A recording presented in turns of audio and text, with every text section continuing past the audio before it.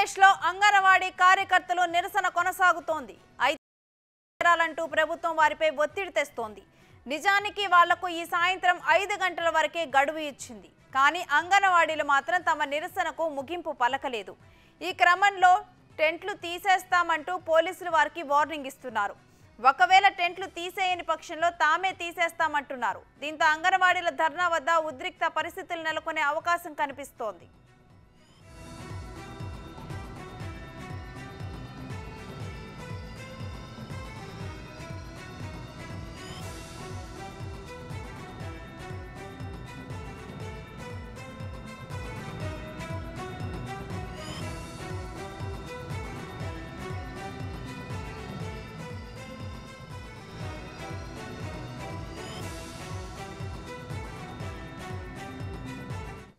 ఇదే అంశానికి సంబంధించి మరింత సమాచారం మా ప్రతినిధి మల్లికార్జున అందిస్తారు.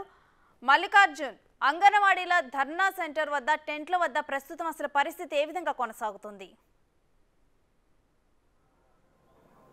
రేణుశ్రీ, ప్రధానంగా గత నెల 12వ తారీఖు నుంచి కూడా అంగన్వాడీ కార్యకర్తలు తమకు సంబంధించిన 11 డిమాండ్లు ఏవైతే ఉన్నాయో ఆ డిమాండ్లను నెరవేర్చాలంటూ కూడా నిరవధిక సమ్మెకు కూడా వాళ్ళు దిగిన పరిస్థితి. ఇప్పటికే ప్రభుత్వం 4 దఫాలుగా కూడా చర్చలు జరిపింది. దాంట్లో కూడా ప్రధానంగా ఏవైతే డిమాండ్లు ఉన్నాయో ఆర్థిక సంబంధించిన డిమాండ్లను ప్రభుత్వం దాంట్లో ఆర్థికంగా లేని ఏవైతే అంశాలు ఉన్నాయో 4 అంశాలపైన కూడా ప్రభుత్వం ఒప్పుకుంటా ఉందంటూ కూడా అంగన్వాడీ కార్యకర్తలు తమకు సంబంధించిన డిమాండ్లపై కూడా సమ్మెను కొనసాగిస్తున్న పరిస్థితి కనిపిస్తూ ఉంది. ఇదే సమయంలో ప్రభుత్వం కూడా గత శనివారం కూడా ఏదైతే ఎస్మాకు సంబంధించిన చట్టం ప్రకారం ఒక నోటీసును కూడా జారీ చేసింది. ఈరోజు సాయంత్రం 5 గంటలకు కూడా విధుల్లో హాజరవ్వాలి, లేకుంటే చర్యలు తీసుకుంటామంటూ కూడా ప్రభుత్వం హెచ్చరించింది.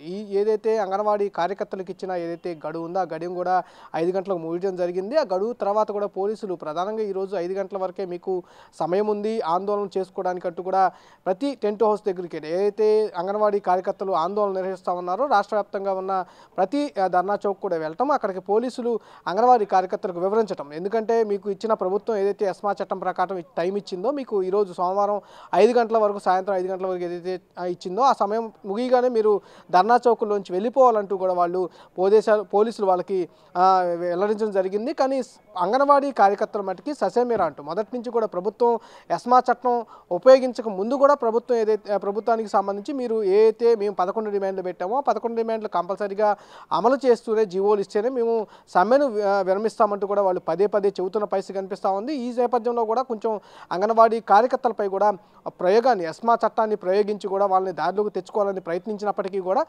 అంగన్వాడీ కార్యకర్తల మటుకి ససేమెరా అంటున్నా ఉన్నారు. ప్రధానంగా సంబంధించి ఏదైతే డిమాండ్లు ఉన్నాయో 11 డిమాండ్లో 4 డిమాండ్లకు ఇప్పుడు జీవో ఇవ్వడం జరిగింది.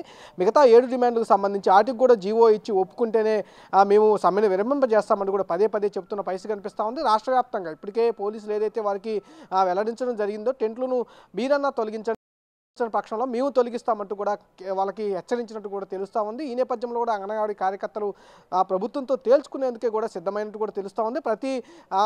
ప్రతి దీక్షా శిబిరం వద్ద కూడా ఇప్పటికే జూలై 5వ తేదీ నుంచి కూడా వాళ్ళు 24 గంటల దీక్షలు కూడా చేస్తున్న పరిస్థితి కనిపిస్తూ ఉంది. ప్రతి దీక్షా శిబిరం వద్ద కూడా అంగన్వాడీ కార్యకర్తలు భారీగా చేరుకున్న పరిస్థితి కనిపిస్తూ ఉంది. పోలీసులు వచ్చి అడ్డుకున్నా కూడా వాళ్ళు టెంటుల్లోంచి కూడా బయటికి వెళ్ళిన పరిస్థితి అయితే అక్కడ నెలకొన్న పరిస్థితి కనిపిస్తూ ఉంది. మరికొద్ది సేపట్లకు సంబంధించి ఏదైతే పోలీసులు మరికొంతమంది చేరుకునే అవకాశం కూడా ఉంది. అక్కడ ఉద్రిక్త పరిస్థితి నెలకొనే పరిస్థితి కనిపిస్తూ ఉంది.